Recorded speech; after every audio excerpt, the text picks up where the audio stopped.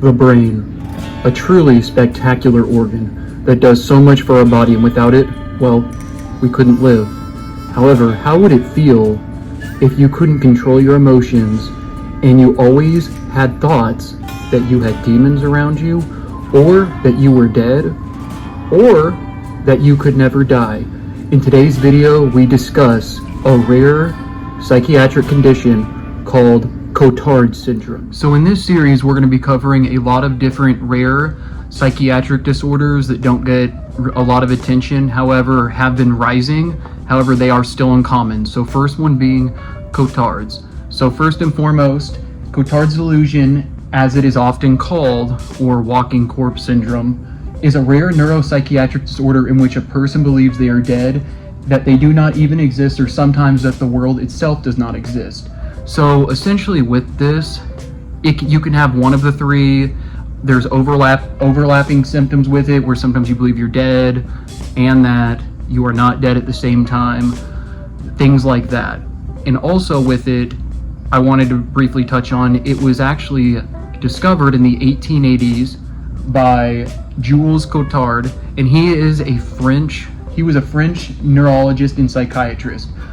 Also, the first person he diagnosed was a 43-year-old patient who believed, and it was a female, that she had no brain, nerves, chest, or entrails, and was just skin and bone. She claimed to need no food because she was eternal and would live forever.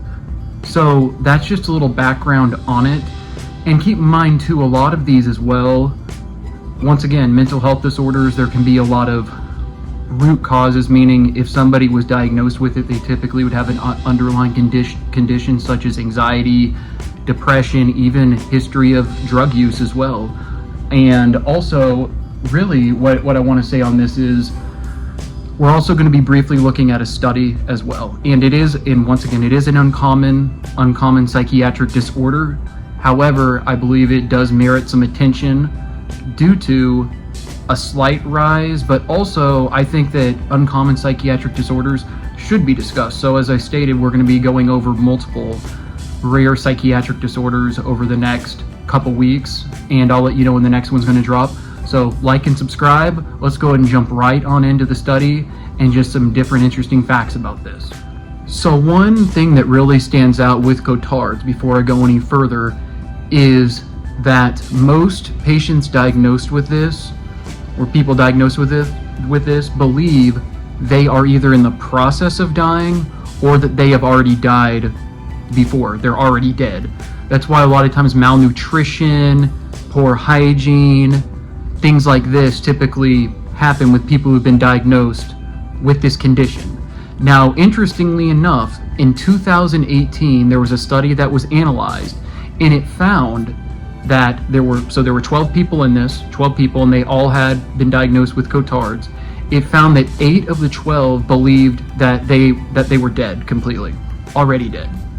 It found that the other 4, they believed that they were essentially in the process of dying, that things like insects, worms, viruses were eating at their eternal organs, and in particular, this was 3 out of the 4 left, 3 out of the 4 believe this. And essentially with this, one thing that can be summarized as stated is that death is typically always part of the delusion with it. Not always. Sometimes, in this one study, I found this interesting because it found that all of them felt this way, meaning they had died or in the process of dying. But also, I found it even more interesting that if you look at the ones who think they thought that they were dying or in the process of it, and I just picture, like, let's say I would be, if I was assessing them and asking these people questions, I'm not going to say I can guarantee, but I can almost guarantee the ones that are in the process of dying, malnutrition, probably poor hygiene, but then the other 8 out of the 12 that were already dead, a lot of them would probably be in more of a catatonic state. They might eat, but they might be eating, but more than likely their mood is pretty much just flatlined, and they just go through the motions, don't participate in anything, things like that. But the ones, once again, that are actively passing, and I know it's kind of confusing how I said that, but the ones that are actively in the process of dying a lot of times can have more aggression and actually display more psychotic symptoms than the one who is already dead, catatonic, sometimes malnutrition, sometimes not, things like that. Also, I'm going to briefly, let's go ahead and jump into patients with Cotard syndrome. Examples of what you'd see. So that's why I prefaced what I just said with things that I think I would see. So let's jump into now actual patients with Cotard syndrome and how their symptoms display. So how creepy would it be to be hallucinating or having delusions of something like that doll behind me, the Chucky doll?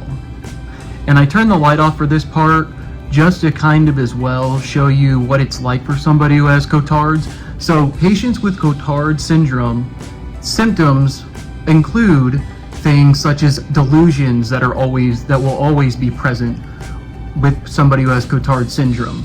So 3 examples. A 44-year-old man diagnosed with Cotard's also hallucinated spiders in the walls, rats running along the baseboards, and people's feces melting. So yes, things like this. Process of actively dying, not dead yet, but having those delusions of it. Another example, a 74-year-old patient reported he often had been stabbed. He'd been stabbed multiple times while in the nursing home and referred to his hospital bed as his casket. This man also believed that his wife had been replaced by an imposter, a separate delusion known as Capgras syndrome. So there's another one. Once again, actively, these delusions, very intense. They're not quite to death yet, but they're getting to that point. Also, sorry for the lighting in the background. That's the TV reflecting. My bad. Also, last example, a 35-year-old woman with Cotard's believed that her brain was rotting and reported that she could feel worms crawling around in her brain. A 50-year-old male who believed he was dying insisted that his arms had been cut off and his fingers were being ground up. None of this, of course, was true. So once again, that should just show you how heavy these delusions are for people with it.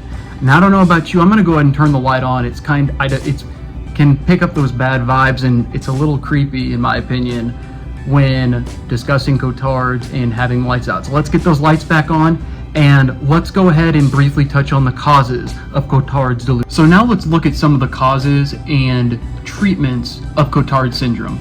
So although it's very rare, schizophrenia can be a symptom and be a cause. Although very rare, I actually thought, interesting enough, schizophrenia would be like the #1 underlying condition of what somebody with Cotard's might have, but I was wrong on that. Also, Cotard delusion can be a symptom of schizophrenia. 2 of the 12 patients in the 2018 study I was talking about also had schizophrenia.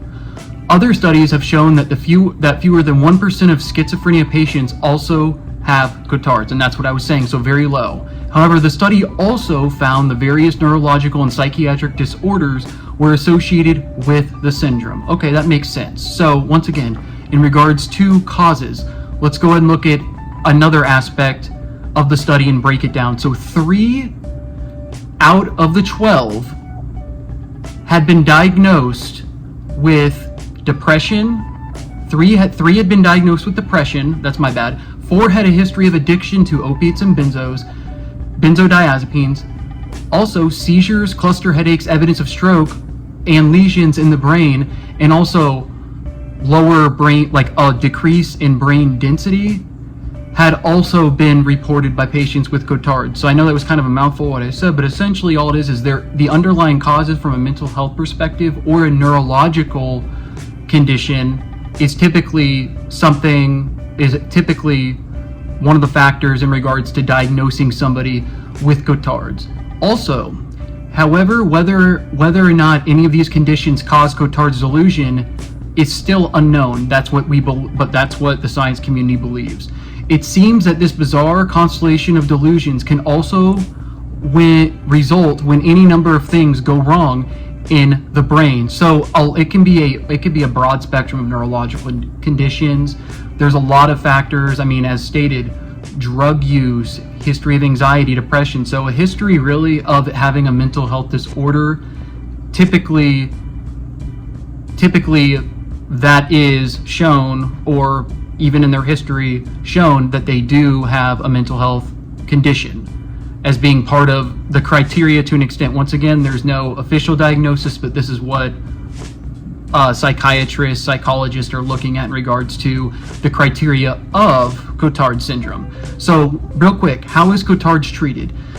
As devastating as these symptoms can be of these delusions, these, once again, in particular, believing you've actually died or you're in the process of dying, it's very hard to treat it because, once again, they don't have an underlying cause. There's no specific treatment that can completely knock out Cotard syndrome. It might help manage it, but outside of that, it can help manage it, but there's no for sure this treatment will work.